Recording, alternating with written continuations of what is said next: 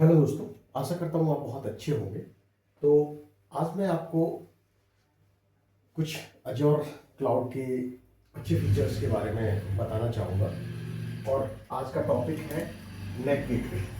तो हम समझेंगे कि नेट गेटवे होता क्या है और नेट गेटवे काम कैसे करता है। बेसिकली बहुत ही इंपॉर्टेंट फीचर है। बट कभी कभी क्या होता है कि हम पढ़ते हैं, बहुत सारा थ्योरी पढ़ते हैं, बट हमारी समझ नहीं आता कि हम इसको यूज़ कहाँ करेंगे। तो मैं बहुत ही आसान भाषा में इसको आपको समझाने की कोशिश करता हूँ और हो सकता है कि आपको अच्छा लगे। तो ठीक है, नेट गेटवे जैसे कि आपने देखा होगा कि मेरी कोई वीएम है और वीएम में आपको पता है कि जो ट्रैफिक जाता है वो निक कार्ड के थ्रू जाता है। ठीक है, निक कार्ड के थ्रू जाता है। ऐसे ही मेरी कोई वेब ऐप है, एपीआई ऐप है, फंक्शन ऐप है, वीएम आउटबाउंड वीएम ट्रैफिक है। तो ट्रैफिक दो टाइप के होते हैं, एक होता है आपका इन बाउंड ट्रैफिक और एक होता है आउटबाउंड ट्रैफिक। तो यहाँ थोड़ा सा कंफ्यूजन बिल्कुल मत रखना। इनबाउंड की बात करें तो यानी सपोज ये आपका घर है और ये आपका आने का दरवाजा है, ठीक है, और कोई व्यक्ति आ रहा है तो इसको हम बोलेंगे इनबाउंड। ठीक है, और कोई व्यक्ति जा रहा है तो इसको बोलेंगे यहां से आउटबाउंड। ठीक है, यहां तक क्लियर कि इनबाउंड ट्रैफिक क्या है, आउटबाउंड ट्रैफिक क्या है।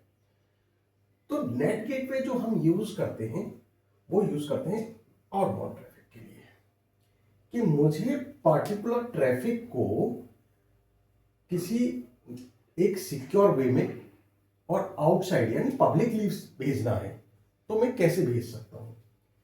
अब सबसे बड़ी चीज या इसकी जरूरत क्यों पड़ी भाई, ट्रैफिक तो हम किसी और से भी भेज सकते थे, बहुत सारे जरिया है, बट नेट गेटवे ही क्यों सिलेक्ट किया गया।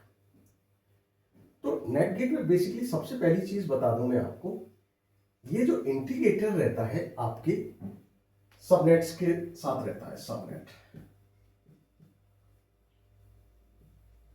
सबनेट्स के साथ इंटीग्रेटेड रहता है। तो यहां बेसिकली नेट गेटवे लग जाता है और सबनेट से जब अटैच हो जाता है तो इस सबनेट की जो भी आईपी एड्रेस रेंज है उससे रिलेटेड जो भी रिसोर्सेज हैं, आपको पता होगा कि हम अजर क्लाउड पर सबसे पहले वीनेट बनाते हैं और इसके बाद सबनेट बनाते हैं और सबनेट से हमारी जो है आईपी अलोकेट होते हैं वीएम्स को। तो मैं एक छोटा सा एग्जांपल आपको देना चाहूंगा। मैं एक सॉल्यूशन डिजाइन कर रहा था पैच सर्विसेज का। आपको पता होगा कि पैच सर्विसेज क्या होती हैं और आईएएस क्या होती है। तो पैच पैच सर्विसेज का मैं एक सॉल्यूशन डिजाइन कर रहा था और आपको पता है कि जब तक हम कोई भी पैच सर्विसेज में ट्रैफिक को प्राइवेट करने के लिए जब तक हम वीनेट इंटीग्रेशन नहीं करते हैं तब तक हमारा ट्रैफिक जो है पब्लिकली फ्लो होता है। तो जैसे कि मैं बात कर रहा हूं यहाँ पे वेब ऐप का, एपीआई ऐप का, फंक्शन ऐप का, कोई भी सर्विसेज हो, बाय डिफॉल्ट इस पर वीनेट इंटीग्रेशन नहीं रहता है। जैसे हम मान लो कोई वेब ऐप है मैंने बनाया, अब वेब ऐप जब क्रिएट करता हूं तो वो एक पब्लिक ट्रैफिक के थ्रू पब्लिकली आपका ट्रैफिक इनगोइंग आउटगोइंग होता है। अब यहां पर हमारी रिक्वायरमेंट ये आई कि जैसे हमें बात करूंगा यहां कि मान लो ये मेरी एक वेब ऐप है, एपीआई ऐप है और उसको मैं किसी दूसरी एपीआई के साथ इंटीग्रेट करना चाह रहा हूं, तो या मैं किसी दूसरी एपीआई को कंज्यूम करना चाह रहा हूं, तो वो मैं कैसे कर पाऊंगा। ये एक यहां पे बेस्ट एग्जांपल दूंगा बताने के लिए जिससे कि आपको इजीली समझ भी आ जाएगा। तो मैं आपको यहां पे बता देता हूं कि इसकी रिक्वायरमेंट क्लियर कर देता हूं जिससे कि आपको कोई डाउट ना रहे। आप निश्चित रहिएगा, मैं आपको जो भी बताऊंगा बिल्कुल अच्छे से समझेंगे।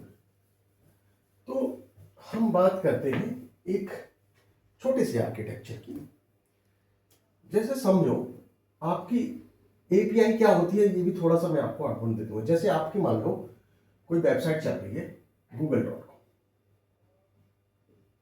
गूगल.com, ठीक है।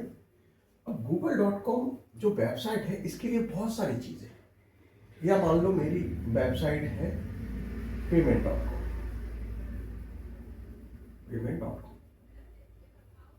अब इस वेबसाइट के लिए पहले क्या होता था, एक सिंगल कोड जो होता था उसको बना के एक वेब सर्वर पर होस्ट कर दिया जाता था और उसको होस्ट करके लोग एक्सेस कर पाते थे। लेकिन जब से माइक्रो सर्विसेज का आर्किटेक्चर आया तो लोगों के पास ये ऑप्शंस हो गए कि इसको मल्टीपल एपीआईज में ब्रेक कर दिया जाए। और एपीआईज में ब्रेक कैसे करते हैं, जैसे थोड़ा सा समझना है यहाँ पे, जैसे पेमेंट है तो यहां स्लैश क्या हो जाता है, पेमेंट। बुकिंग है, कुछ बुकिंग करना चाह रहा है कोई, तो यहां पे जो है बेसिकली बुकिंग का एपीआई हो गया, slash booking, slash payment, slash booking, और बहुत सारी ऑथेंटिकेशन, AUTH ऑथेंटिकेशन हो गया, मल्टीपल एपीआई हो गए। तो इस वजह से हम उनको डिस्ट्रीब्यूट कर देते हैं मल्टीपल। अब बात आती है वेब ऐप की। अब मान लो ये आपका एक वेब ऐप चल रहा है, वेब ऐप, ठीक है। और इस वेब ऐप के साथ में कोई थर्ड पार्टी वेंडर है। मैं जैसे कि एग्जांपल ले लेता हूं, ये आपकी कोई कंपनी है उबेर, और ये गूगल मैप को यूज करना चाहती है। तो अब ये तो है नहीं कि ये कंपनी गूगल मैप का सारा कुछ एक्सेस इसको दे देगी। ये क्या करेगी, इसकी मैप की एक एपीआई होगी, उसका एक्सेस देगी। लेकिन अब जो कनेक्टिविटी है इनके बीच में, इनके दोनों के बीच में, वो कनेक्टिविटी को कैसे प्लान करना है, वो बहुत बड़ी बात है। तो इसके लिए हम यहां पे क्या करते हैं, एक्चुअली होता क्या है, मैं आपको छोटा सा पॉइंट बताता हूं। इसमें जो वेब ऐप पर जब हम कोई भी एजोर में एप्लीकेशन डालते हैं तो वहां पर क्या होता है, पब्लिक आईपी इनबाउंड के लिए एक ही होता है, सिंगल आईपी होता है इनबाउंड के लिए। लेकिन आउटबाउंड की मैं बात करूंगा, आउटबाउंड के लिए मल्टीपल आईपी होते हैं। आउटबाउंड के लिए मल्टीपल आईपी होते हैं, जैसे कम से कम इसमें होते हैं 18 से 20 आईपी। अब आप एक बात बताइए मुझे, इनकी भी कुछ ना कुछ सिक्योरिटी रही होगी गूगल की, तो उस सिक्योरिटी के लिए उन्होंने फायरवॉल भी लगाया होगा, तो अब ये इसकी एपीआई एक्सेस कैसे करे। अब 18-20 आईपी हैं आउटबाउंड ट्रैफिक के लिए, तो हम 18-20 आईपी तो देंगे नहीं।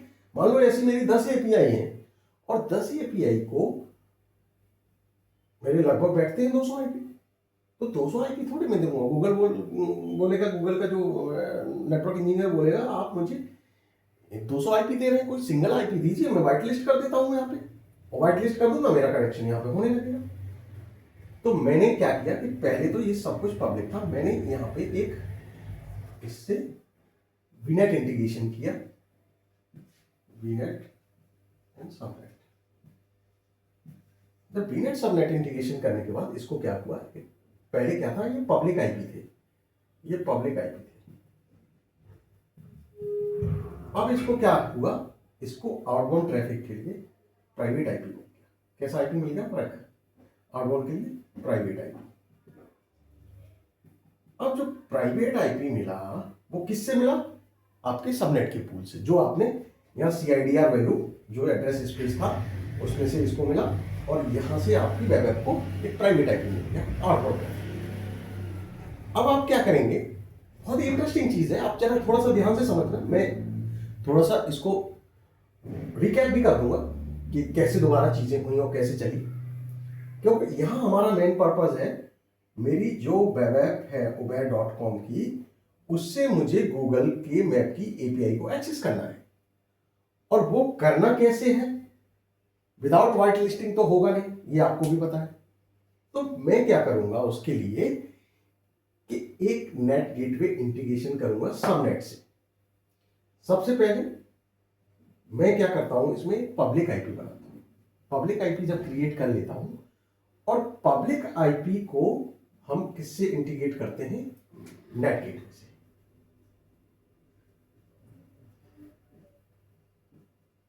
पब्लिक आईपी को हम नेट गेटवे के साथ इंटीग्रेट कर देते हैं।